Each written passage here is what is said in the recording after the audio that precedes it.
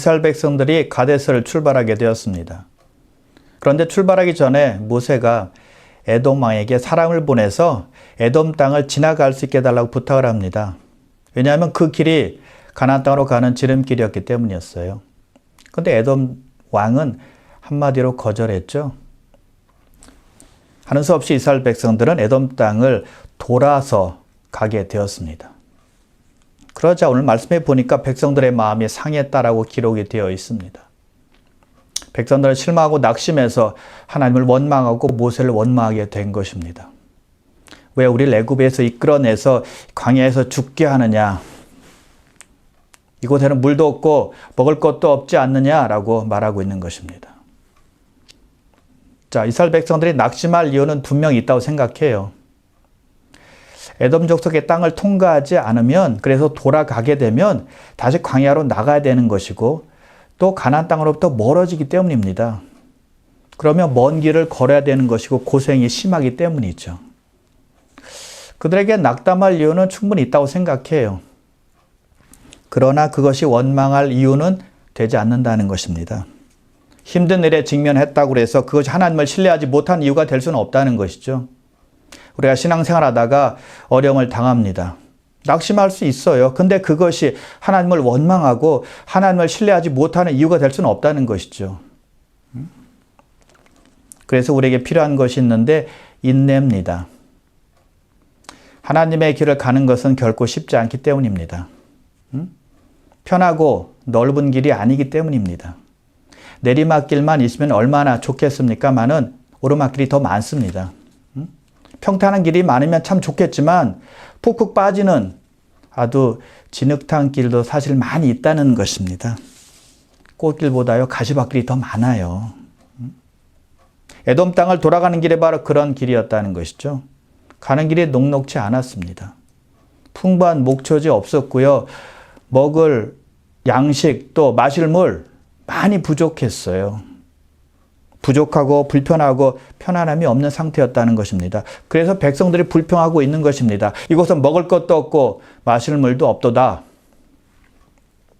그런데 우리가 이스라엘 백성들이 기억해야 할 것이 있습니다. 그들이 가는 길은 호사로운 여행이 아니었다는 겁니다. 가나안 땅까지 가는 길은 힘든 길이었다는 것이죠. 그래서 부족함도 감수해야 되고 불편함도 감수해야 되는 것이고 물이 좀 부족해도 먹을 양식이 좀 부족해도 참을 수 있어야 된다는 것입니다. 어려움이 오더라도 고통이 있더라도 참고 견딜 수 있어야 된다는 것입니다. 희생도 감수해야 되는 그러한 여행이었다는 거예요. 그래서 인내가 필요한 것이고 하나님을 끝까지 의지하고 붙들고 참고 따라가야 되는 길이었다는 것입니다. 자, 우리에게 왜 인내가 필요한가요? 히브리서 기자가 말씀해주고 있습니다. 너희에게 인내가 필요함은 너희가 하나님의 뜻을 행한 후에 약속하신 것을 받기 위함이라. 약속하신 축복을 받기 위해서 인내가 필요하다는 것입니다. 인내할 때 약속의 축복을 받을 수 있다는 거예요. 여러분, 우리가 가는 천국까지의 여정은 결코 낭만적이거나 즐겁지만은 않습니다. 험난한 곳을 지날 때가 너무나 많아요. 여러 가지 위험과 어려움이 도사리고 있습니다. 그렇다고 해서 믿음의 경주를 포기해야 되나요? 아니죠.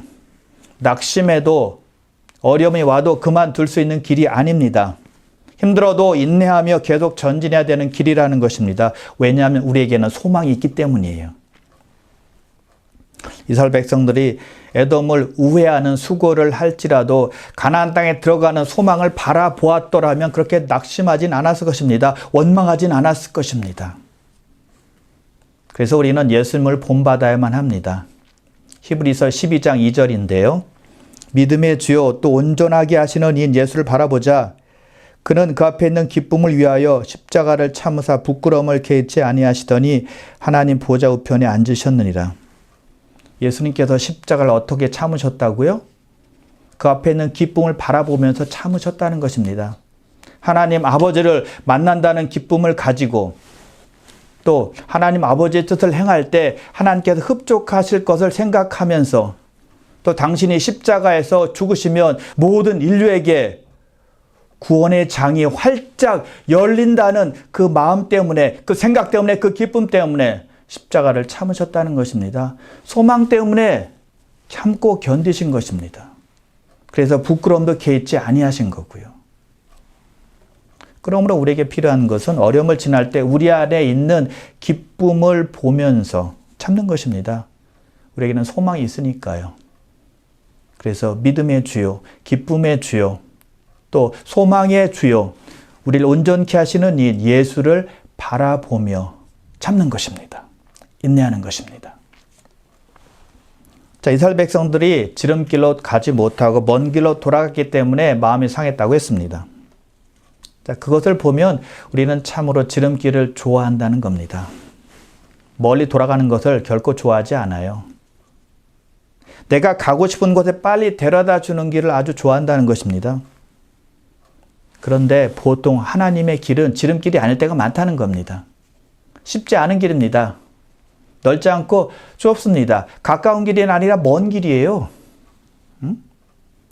그런데 좁아도 멀어도 하나님께서 인도하시는 길이라면 그 길이 바로 온전한 길, 축복된 길, 행복된 길이라는 것을 우리는 믿어야 한다는 것입니다.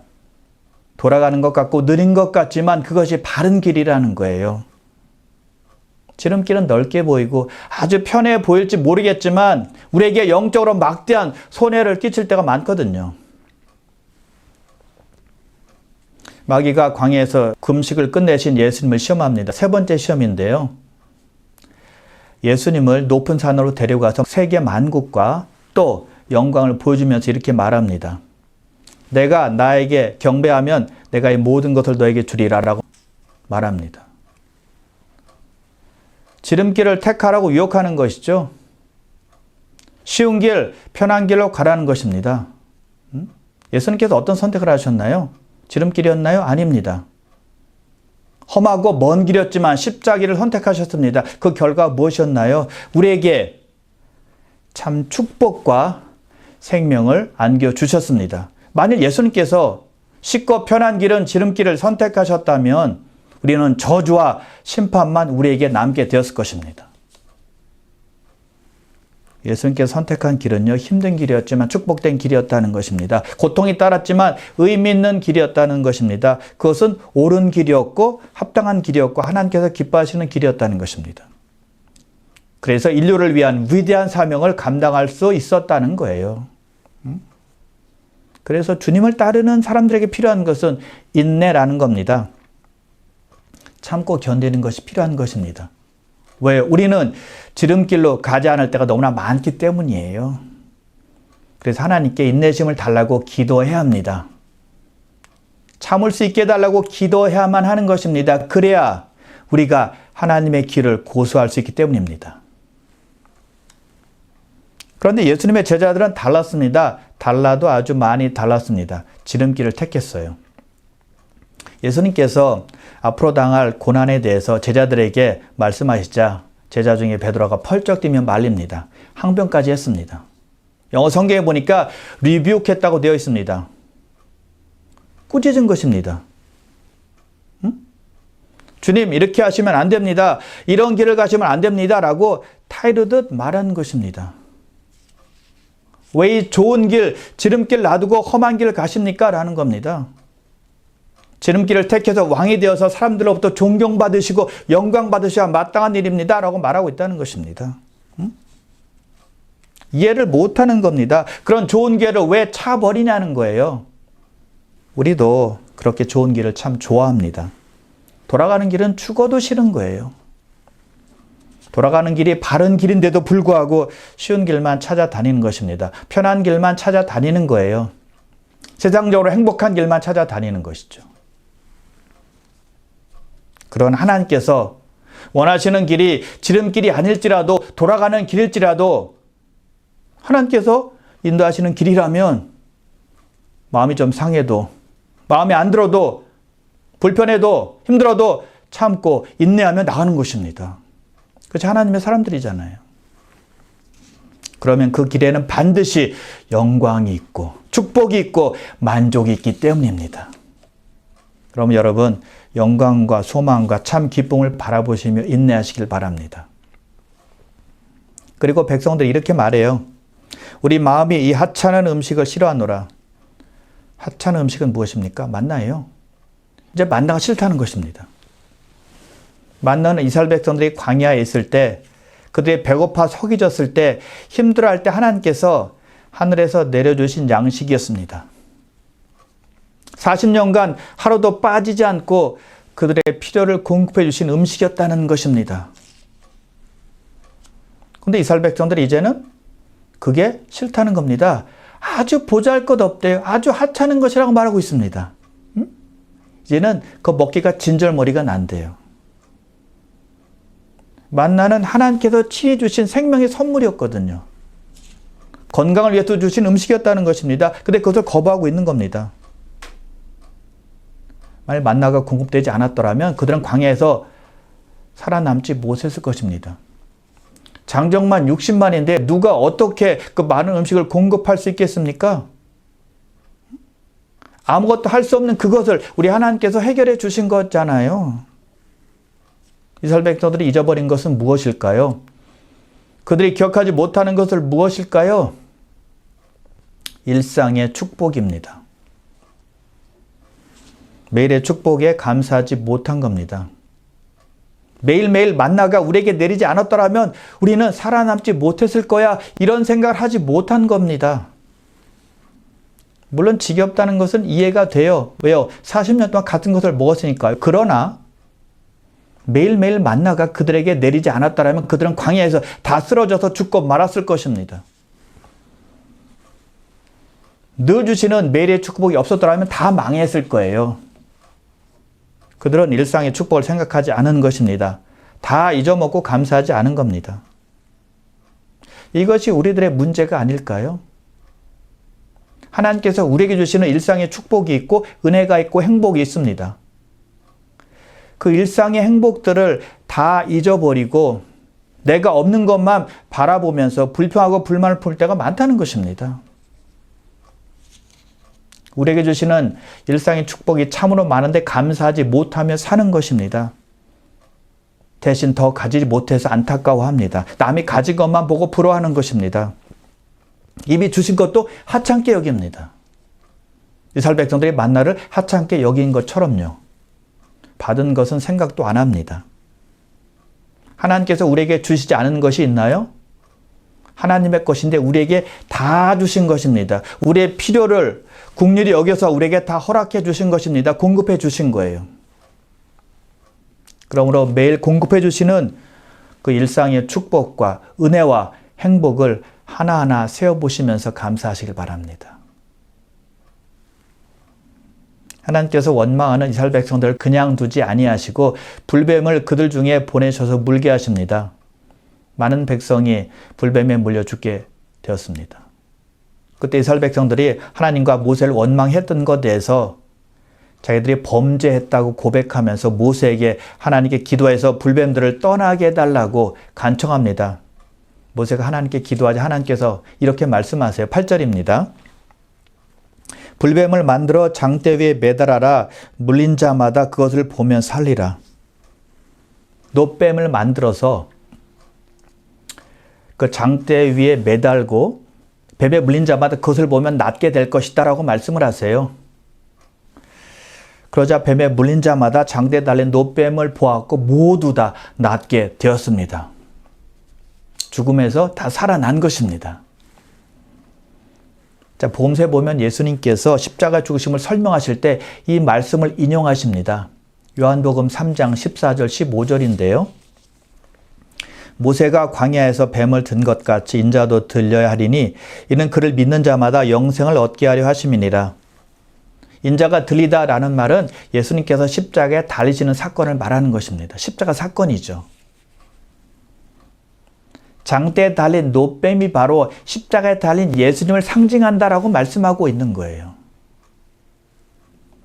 그래서 놋뱀 사건을 통해서 하나님의 구원 계획을 우리가 알 수가 있습니다. 하나님의 은혜를 깨달을 수 있는 것이죠.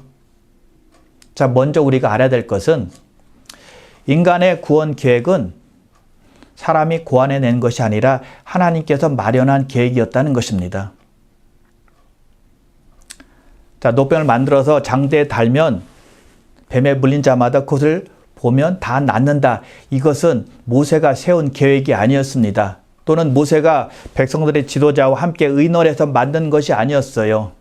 하나님께서 마련해 놓으신 생각이었고 계획이었다는 것입니다. 그래서 인간의 구원 계획은 하나님으로부터 나왔다는 것입니다. 그래서 하나님께서 인간의 구원 계획을 세워 놓으시고 그것을 사도들과 선지자들에게 계시하시고 성경을 통해서 우리에게 알게 하신 것입니다. 그래서 구원의 주체가 하나님이라는 거예요. 그래서 구원은 하나님의 방법대로 따라가야 얻을 수 있는 것입니다. 우리의 생각대로, 우리의 임의대로 행동해서 얻을 수 있는 것이 아니라는 것입니다. 먼저 구원받을 수 있는 유일한 수단, 예수 그리스도입니다. 다른 방법, 다른 길은 없다는 것입니다.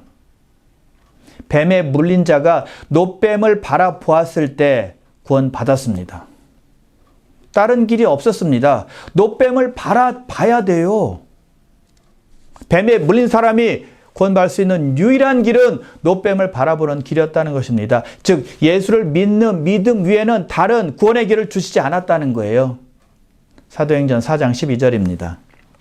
다른 이로서는 구원을 받을 수 없나니 천하 사람 중에 구원을 받을 만한 다른 이름을 우리에게 주신 일이 없음이라. 구원을 위해서 어떤 이름도 우리에게 주신 적이 없다는 거예요. 예수 그리스도만이 구원을 위한 유일한 길이라는 것입니다. 유일한 구세주라는 것입니다. 유일한 수단이라는 것입니다. 요한복음 14장 6절인데요. 내가 곧 길이요 진리요 생명이니 나로 말미암지 않고는 아버지께로 올 자가 없느니라. 하늘에 계신 하나님께로 갈 수 있는 유일한 길은 예수 그리스도로 말미암는다는 것입니다. 다른 길은 없어요. 구원받을 수 있는 유일한 해결책, 유일한 구제책이 예수님이라는 것이죠.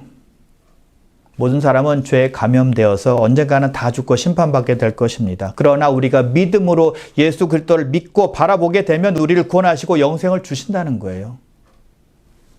자, 불뱀에 물린 사람들이 노뱀을 바라보았을 때는 육적인 구원을 다 받았습니다. 그런데 예수 그리스도를 바라볼 때는 영원한 죽음, 영원한 저주, 영원한 심판에서 구원받게 된다는 약속이에요.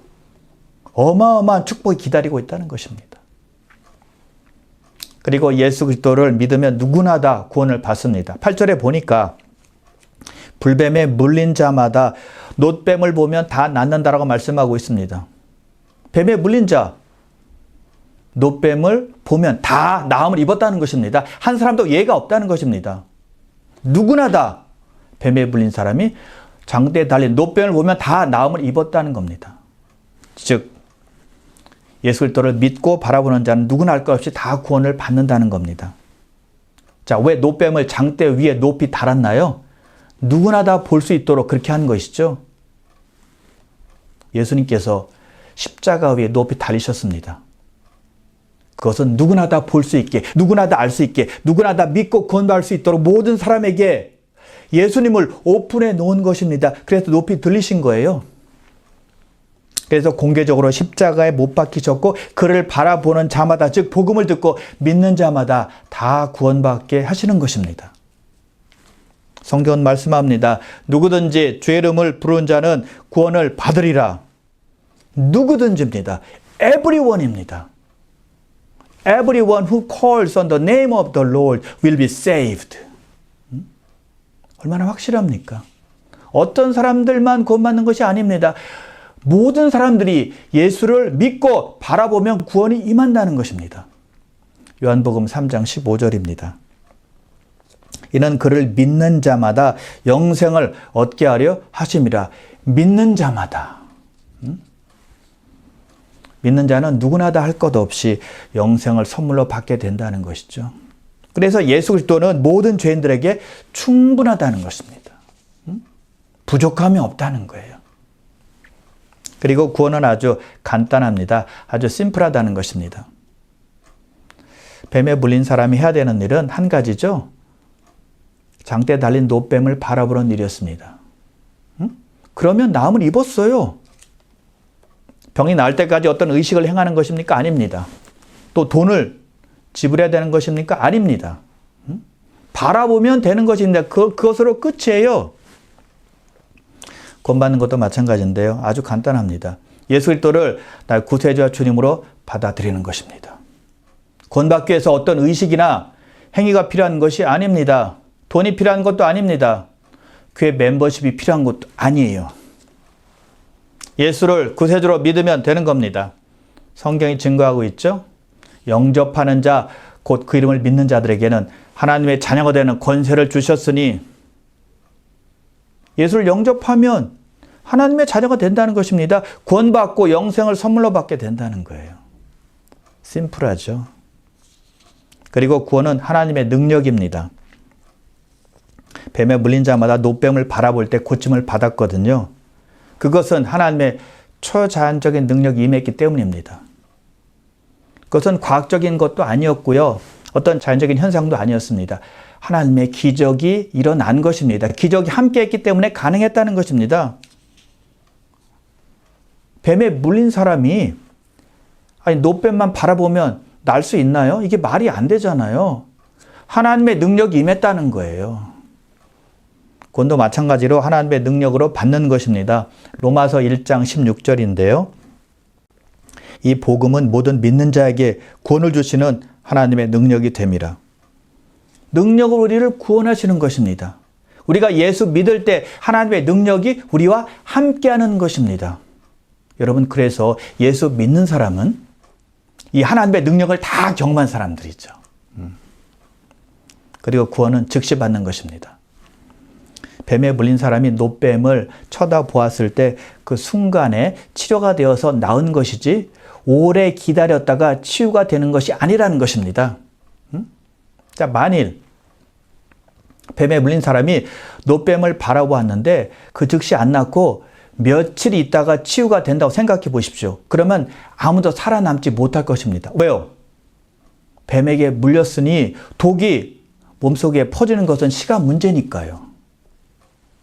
구원이 그렇습니다. 예수를 구세주로 영접하게 되면 즉시 구원을 받는 것입니다. 물론 성장하는 시간은 걸리겠죠. 그러나 영적 탄생은 순식간에 이루어지는 것입니다. 그리고 한 가지 중요한 것이 남아 있습니다. 구원은 개인적인 문제라는 것입니다. 다른 사람이 대신할 수 있는 것이 아니에요. 뱀에게 물린 사람이 노뱀을 바라보아야 되지 다른 사람이 대신 바라보아야 소용이 없었습니다. 뱀에게 물린 사람이 보아야 낫게 된다는 것입니다. 개인적인 문제라는 것입니다. 대리로 치유받을 수 없다는 거예요. 영혼권도 마찬가지입니다. 다른 사람이 나를 대신해서 그리스도를 받아들일 수 없는 것이죠. 나 스스로 받아들여야만 한다는 것입니다. 다른 사람 때문에 내가 구원받는 것은 아니라는 겁니다.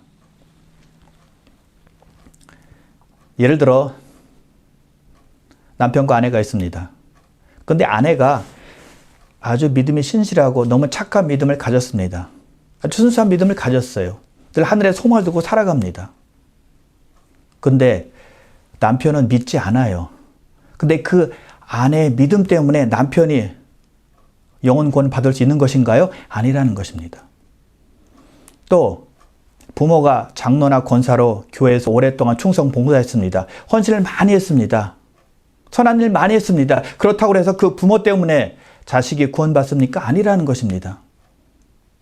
직접 예수를 구세주로 영접해야 된다는 것입니다. 자, 형제 중에 어떤 선교사가 있고 목사가 있습니다. 참 훌륭한 일을 많이 했습니다. 하나님의 일을 많이 했어요. 근데 그 형제 때문에 제가 구원받는 것입니까? 아니라는 것입니다. 또한 훌륭한 교회가 있는데 그 훌륭한 교회에 내가 속했다고 해서 구원받는 것도 아닙니다. 예를 들면 사도행전에 보면 안디옥 교회도 나오고 예루살렘 교회도 나옵니다. 훌륭한 교회죠.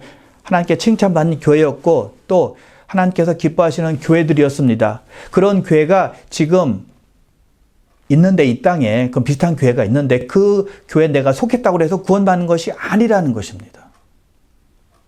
아무리 좋은 교회에 속했다고 해서 내가 구원받는 것이 아니라는 것이죠. 구원하고는 상관이 없는 것입니다.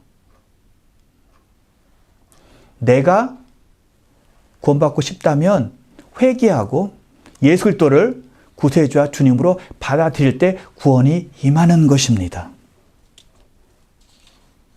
나의 구원을 대신할 사람은 아무것도 없다는 것입니다. 물론 우리는 구원받지 못한 영혼을 위해서 중보기도 해야 됩니다. 그 사람이 마음의 문을 활짝 열고 예수 그리스도를 받아들일 수 있도록 기도해야 됩니다. 그러나 결국 결정은 본인이 하는 것입니다. 죄인임을 고백하고 예수를 구세주와 주님으로 모셔드리고 영접할 때, 믿을 때, 그때 구원이 이루어진다는 것입니다. 나의 구원을 대신할 사람은 아무도 없기 때문이죠. 그래서 구원은요, 개인적인 문제라는 것입니다. 그리고 마지막으로 놋뱀은 장대에 의해서 지탱이 되었기 때문에 모든 사람이 놋뱀을 보고 낫게 되었습니다. 놋뱀이 장대에 매달리지 않았더라면 모든 사람은 놋뱀을 보기 힘들었을 것입니다. 그렇다면 그냥 놋뱀 근처에 있는 사람만 보게 되었을 것입니다. 장대 역할이 아주 컸다는 것이죠. 장대의 도움으로 인해서 모든 사람들이, 뱀에 물린 자들이 놋뱀을 보았을 때 다 낫게 된 것입니다. 치료가 된 것입니다. 살아나는 역사가 있게 되었다는 것입니다. 그래서 복음이요, 모든 사람들에게 보여지고 들려지고 알려지게 하기 위해서 우리도 장대 역할이 필요하다는 것입니다. 예수 그리스도께서 세상에 많이 더 전파되고 알려지기 위해서 우리도 해야 될 일이 반드시 있다는 것, 장대 역할을 해야 된다는 것, 우리는 기억해야 하는 것입니다. 이스라엘 백성들의 환경을 바라보았을 때는 실망하고 낙심하고 불평하고 원망했습니다. 그러나 하나님께서 말씀하실 때, 그 장대에 달린 놋뱀을 바라보았을 때, 즉 하나님을 바라보았을 때 그들에게 치료함이 임했고 그들에게 기쁨이 임했습니다. 여러분, 우리에게는 바라볼 대상이 있습니다. 예수 그리스도십니다. 그분 안에는 능력이 있고 생명이 있고 소망이 있고 그리고 치료함이 있습니다. 그러므로 사랑하는 귀한 성도 여러분, 영과 혼과 육의 치료자 되시는 예수 그리스도를 늘 바라보시기를 주님의 이름으로 축원합니다.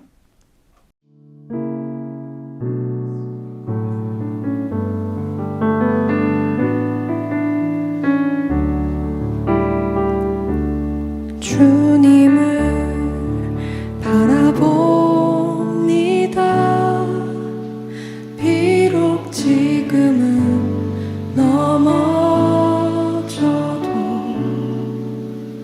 주가 이곳에 여전히 계시기에 주를 바라봅니다. 세상은 여전히 어둡고 우리 두 눈 가리워 한치 앞길 우리 알 수 없으나 여전히 우리의 곁에서 우릴 감싸 안으시는 주님, 우리의 시선을 드리리. 주님을 바라봅니다. 비록 지금은 넘어져도 주가 이곳에 여전히 계시기에 주를 바라봅니다. 주님을 바라봅니다. 비록 지금은 넘어져도 주가 이곳에 여전히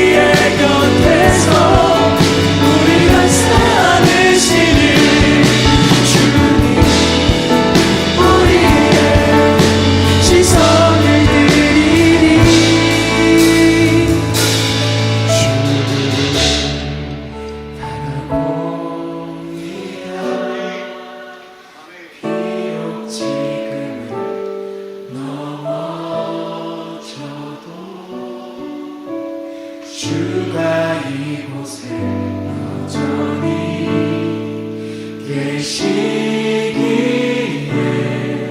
주를 바라보 이렇게 마지막으로 고백할까요? 주님을